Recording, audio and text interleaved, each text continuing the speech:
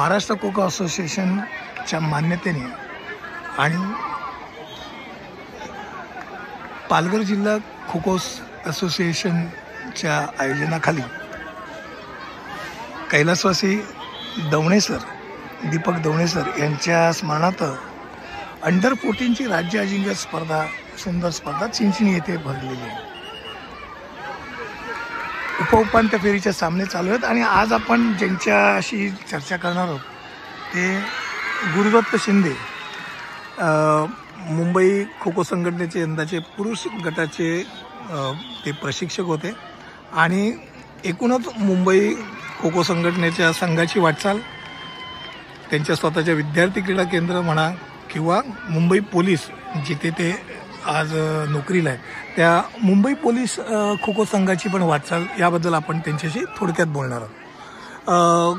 गुरु sir, मला एक तुम्हाला प्रश्न विचारायचा वाटतो की मुंबईचं प्रशिक्षक, तुम्ही गेल्याच वर्षी कार्यकारिणीत आला आणि आल्या गेल्या वर्षी तुम्हाला व्यवस्थापक म्हणून, तर यंदा तुम्हाला प्रशिक्षक म्हणून तुम्हाला मुंबई खो खो संघटनेने संधी दिली. तर प्रशिक्षक या नात्याने एकदम असं जिल्ह्याच्या पुरुष गटाच्या प्रशिक्षकाची जबाबदारी दिली, याबद्दल तुम्हाला पहिल्यांदा काय वाटतं? पहिलं तर मी मुंबई जिल्हा खो खो संघटनेचे आभारी आहे, कारण त्यांनी मला एक मोलाची संधी दिली. कारण मला त्या कार्यकारिणीमध्ये त्यांनी घेतलं आणि काहीतरी मुंबई जिल्हा संघासाठी, मुंबई संघटनेसाठी काहीतरी करावं असा माझ्यावरती विश्वास ठेवून मला त्यांनी एक संधी दिली होती मुंबईच्या पुरुष संघावरती संघ प्रशिक्षक म्हणून. मुलांची प्रॅक्टिस वगैरे व्यवस्थित चालली होती, व्यवस्थित घेतली गेली आणि त्याचा परिणाम आम्हाला तिथे स्पर्धेत दिसून आला की मुलांनी चांगली कामगिरी केली आणि जी थोडीफार जी उणीवा भासली ती उणीवा आम्ही पुढच्या वर्षी दूर करायचा 100% प्रयत्न करू आणि तो करणार. कारण ज्या काही थोडाफार उणीवा आहेत आणि संघाचं कॉम्बिनेशन वगैरे व्यवस्थित होतं आणि काही ज्या चुका झाल्यात त्याचा सुधारणा करायचा आम्ही प्रयत्न करू. सर, मला एक सांगा की तुम्ही व्यवसायाने मुंबई पोलीसमध्ये सर्व्हिसला आहे. मला पहिल्यांदा तिकडनं सुरुवात करावीशी वाटते.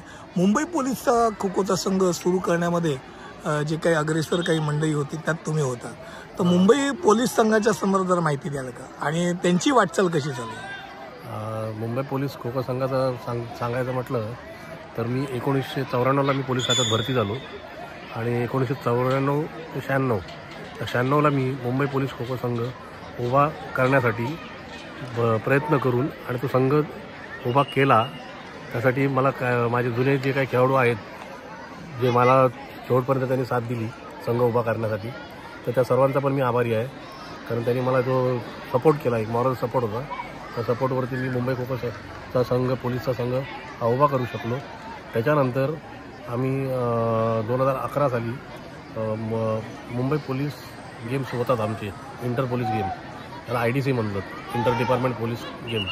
त्याच्यामध्ये मुंबई पोलीसचा संघ हा आम्ही इंटर केला, सांगलीला आम्ही डेमो सादर केला खो खोचा आणि त्याच्यानंतर मुंबईला पहिल्यांदा इंटर पोलीस गेममध्ये 2012ला एंट्री मिळाली.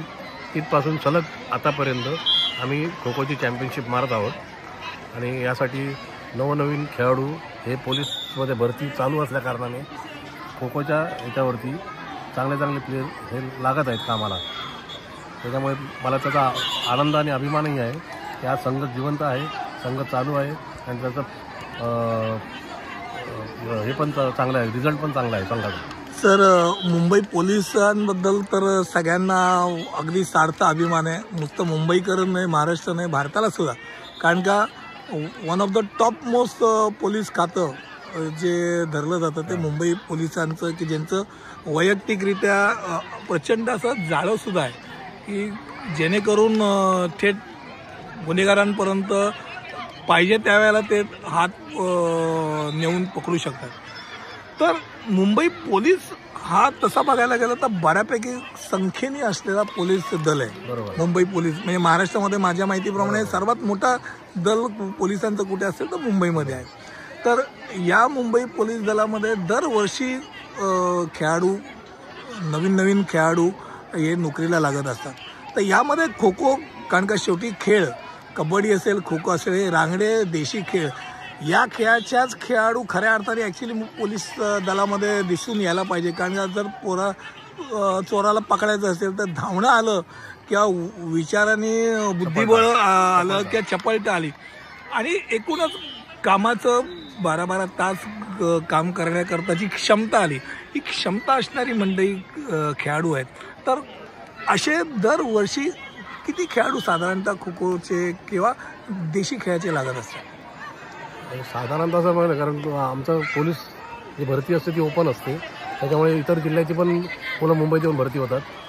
त्यात खेळाडू म्हणून दर्जेदार खेळाडू हा नेहमीच लागत असतो.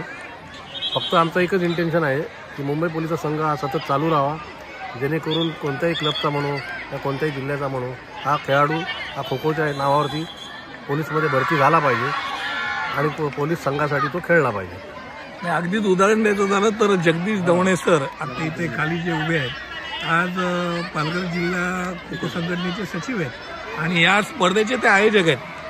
तर तुम्हाला हा खरंच अभिमानाची गोष्ट वाटत असेल ना की एक मुंबई पोलीस मधला खेळाडू माझा सहकारी आणि तो एका जिल्ह्याचं नेतृत्व करतोय आणि नेतृत्वच नाही तर आज राज्य स्पर्धा उत्तमरित्या पार पडतो. आयोजन चांगलं केलेलं आहे.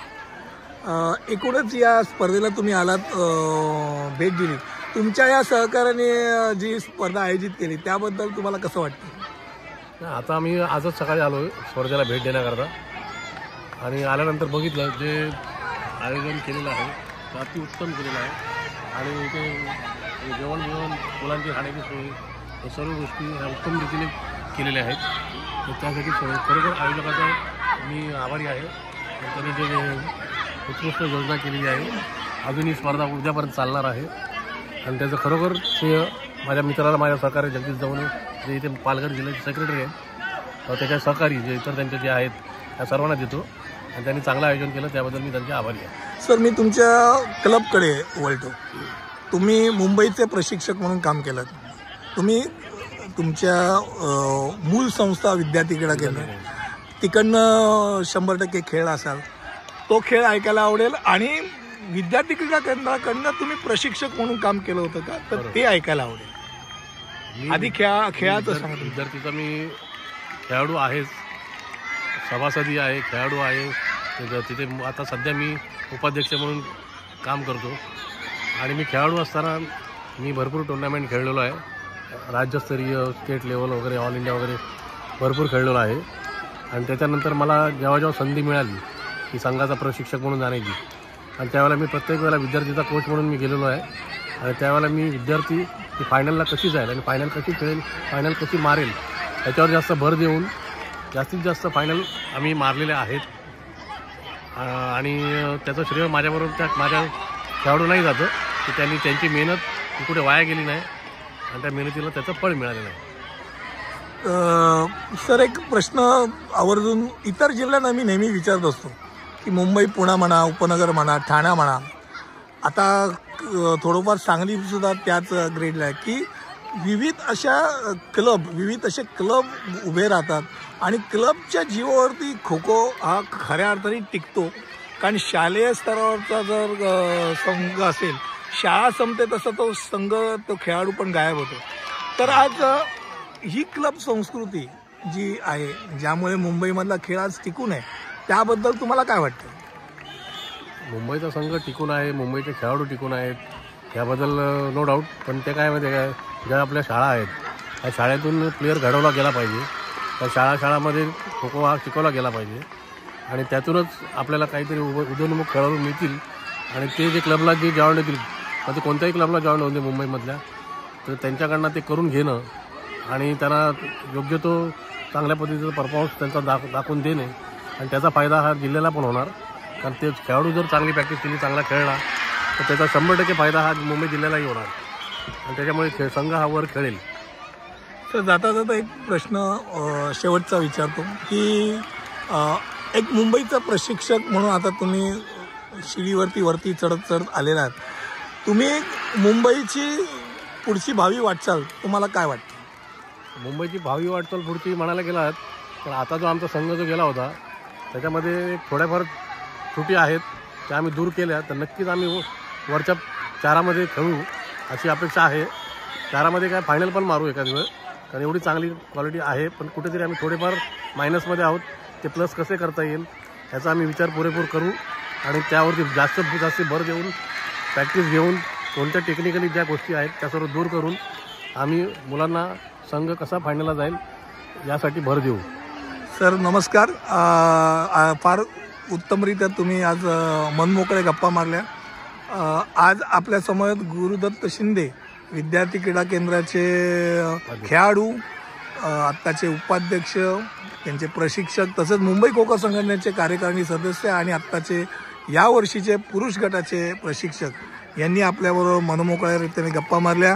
या सुंदर अशा चिंचणीच्या अंडर-14च्या राज्यस्तरीय स्पर्धेच्या वेळेला या गप्पा त्यांनी मारल्या. त्याबद्दल मी त्यांचे आभार व्यक्त करतो. धन्यवाद.